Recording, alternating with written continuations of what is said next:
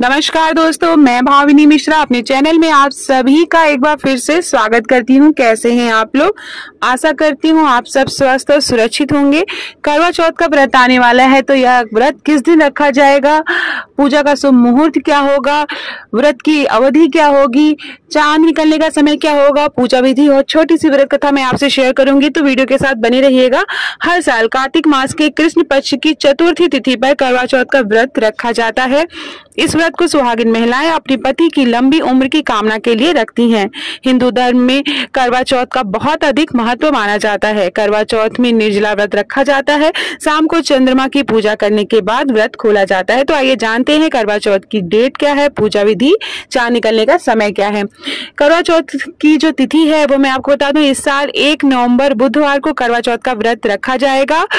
चतुर्थी तिथि जो है वो प्रारंभ होगी 31 अक्टूबर 2023 को शाम के 9:30 पे शुरू होगी और चतुर्थी तिथि समाप्त होगी 1 नवंबर 2023 को रात के 9:19 तक। तो उदया तिथि के हिसाब से जो करवा चौथ का व्रत है वह 1 नवंबर को रखा जाएगा। आइए जानते हैं पूजा का शुभ मुहूर्त क्या होगा।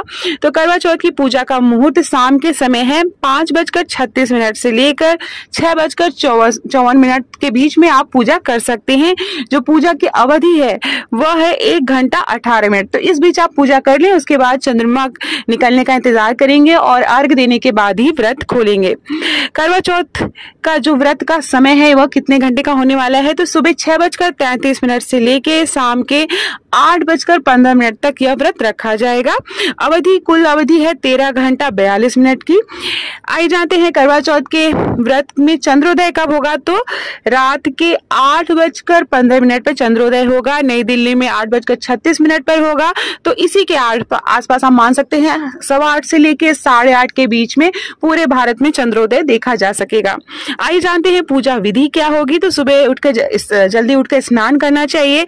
सरगई ली जाती है। सूर्योदय से पहले स्नान करने के बाद व्रत का संकल्प ले सरगई ली जाती है। उसके बाद दिन भर निर्जला व्रत रखा जाता है। शाम के दिन शिव परिवार की पूजा की जाती है। करवा चौथ माता की पूजा की जाती है।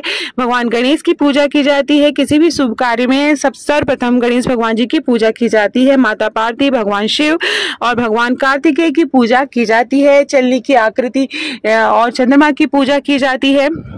उसके बाद करवा चौथ के व्रत में चंद्रमा की पूजा की जाती है। चंद्र भगवान को अर्घ देने के बाद छलनी से पति को देखा जाता है। उसके बाद पानी पिला के व्रत का पारण किया जाता है। तो ये एक शॉर्टकट मेथड मैं बता रही हूँ जिस तरह से आपकी पूजा की जाती है। पूजा सामग्री मैं आपको बता दूं, चंदन, शहद, अगरबत्ती, पुष्प, कच्चा दूध, शक्कर, शुद्ध घी, दही, मिठाई, गंगा जल, अक्षत, सिंदूर, मेहंदी, महावर, श्रृंगार का सामान जो भी आप ले सकते हैं, दीपक, रुई, कपूर, गेहूं, शक्कर का बूरा, जल का लोटा और करवा जो होता है, करवा बहुत सी जगह जो है फरा चढ़ाया जाता है, चावल के लड्डू चढ़ाए जाते हैं। तो ये सारी चीजें पूजा में शामिल की जाती हैं। उसके बाद इस व्रत की कथा जरूर सुने पूजा के समय और चंद्र के दर्शन करने से पहले करवा चौथ की व्रत कथा का पाठ आपको जरूर करना है। उसके बाद चंद्र भगवान को अर्घ देने के बाद व्रत का समापन किया जाता है।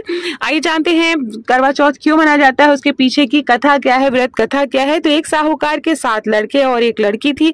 सेठानी के सहित उसकी बहुओं और बेटी में करवा चौथ का व्रत रखा था।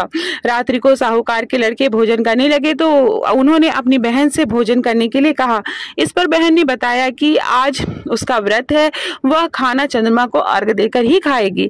सबसे छोटे भाई को अपनी बहन की हालत देखी नहीं गई और वह दूर पेड़ पर एक दीपक जलाकर चलनी की ओट में रख देता है, जो ऐसा प्रतीत होता है जैसे चतुर्थी का चांद हो।